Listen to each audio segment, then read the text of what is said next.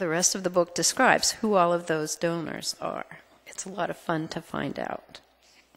One of them was one of my favorite characters in the book. Her name is Bunny Mellon. She's 98 or 99 now. And just before this public hearing occurred, she had called her expensive white shoe lawyer in Boston and said, "You have to come down here and help me fight this wind farm thing." And the attorney said to her, "Well, Bunny, I'd like to, but I actually think the project is a pretty good idea, and anyway, I'm representing the project proponent." Bunny said to him, "You're a traitor to your class." So there you are. That's life on Cape Cod. Now, we're going to skip. Another public hearing happens, and I think I'll skip over that for tonight, not tell you what went on. But I will tell you the main character in that was one of my favorite characters, our former governor, Willard Mitt Romney, how he came and took over that and caused a little chaos at that hearing. And then I think what I'll do is I'll skip on to the last public hearing, because most of the book is about how the well-heeled and the wealthy managed to take over and control information about this project for quite a long time. But at some point, about 3 or 4 years into the project, other people spoke up and started to take action. And when they did, it was not fun for some of those people who didn't want the project to be built. I have to find where this is. All right, so this is the last of the public hearings. This is later in December 2004. This public hearing was held in Cambridge at MIT in a very large hall. All the usual suspects show up, the people who want the project built, the people who don't want the project built, the proponent and his company, people who are paying to try to get the project built. And the section starts this way. By the final public hearing a few days later, project supporters had decided to take matters in hand. Matt Palmer, who was the head of the pro-Cape Wind group, had had a few conversations of his own. Throughout the whole controversy, Palmer had managed to retain his faith in democracy. Clean Power Now had virtually no money.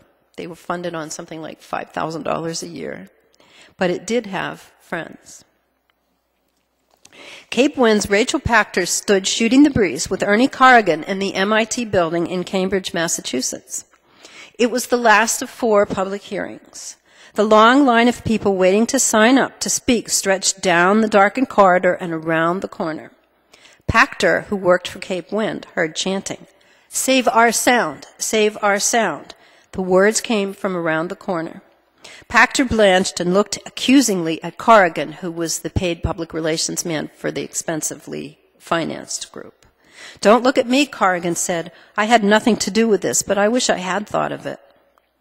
Pachter had heard something fun might precede that evening's meeting, but she wasn't quite sure what it would be. Was this what Palmer was planning? From around the corner came the next line. Save our sound, especially the view from my compound." It was Corrigan's turn to blanch. 5 people dressed in old-fashioned yachting costumes, complete with the kind of little caps that Wiano Club members, that's a local yacht club, used to wear in the 1920s, rounded the corner carrying protest signs. The group began a new chant. "Cape Wind makes our blue blood boil. Let's get our power from Middle East oil," shouted the yachtsmen. One protester carried a sign that said, "Global warming, a longer yachting season." And I have to tell you, down on Cape Cod, that is true. Last fall, these people didn't take their boats out until Thanksgiving. And it used to be they had to have their boats out by October. So there's a certain truth to that. People standing in line looked confused. Another chant began. "Fighting windmills can't be hard. Just keep them out of my backyard." As the group of 5 stood to the side of the hallway, newsprint and television journalists ambled over. No reporter can resist that kind of fun. "Okay, give me your name," growled a serious-sounding male reporter. "Spell your first name and your last name." Slowly, the man in the white yachting cap removed a meerschaum pipe from his lips. "It is Preston Cabot Peabody III," he said slowly, clearly, and with very great dignity. He had binoculars around his neck and sported a white captain's shirt with black shoulder boards. "We're a new group," he said in response to another question. We formed as a grassroots organization. Ha, grassroots, he chuckled, looking at another sign carrier, to oppose these windmills. We feel that these windmills should be placed somewhere else, if they're going to be anywhere at all.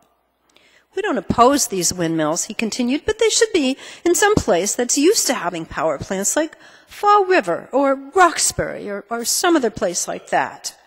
We're also for flattening, well, I have to say that people on Cape Cod did say that, and the Cape Cod Times wrote more than one editorial saying they belonged in Fall River and not on Cape Cod.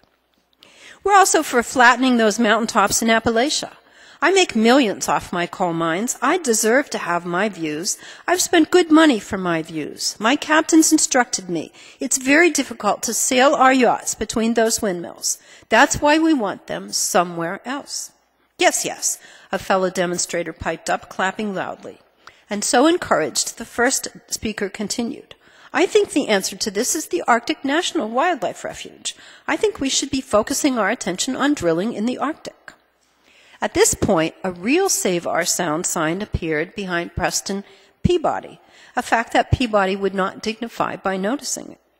It wasn't entirely clear that everyone standing in that line understood that this was, in fact, a spoof. There are people in Osterville and Hyannisport who do still wear those caps and shirts. We want our views, and we want them now, interrupted one of the group. Another voice among the five piped up. We're not against energy. We believe that energy has to come from somewhere else. Appalachia, he considered. What about the miners? What are they going to do? He wore a pork-pie hat, a shirt and tie, and a coat with a huge silk handkerchief stuffed into the breast pocket. That seems to be a reasonable resource, he said reasonably. Coal, nuclear power, Middle East oil. Those seem perfectly acceptable alternatives. Anywhere, anywhere. Anywhere but in our backyards.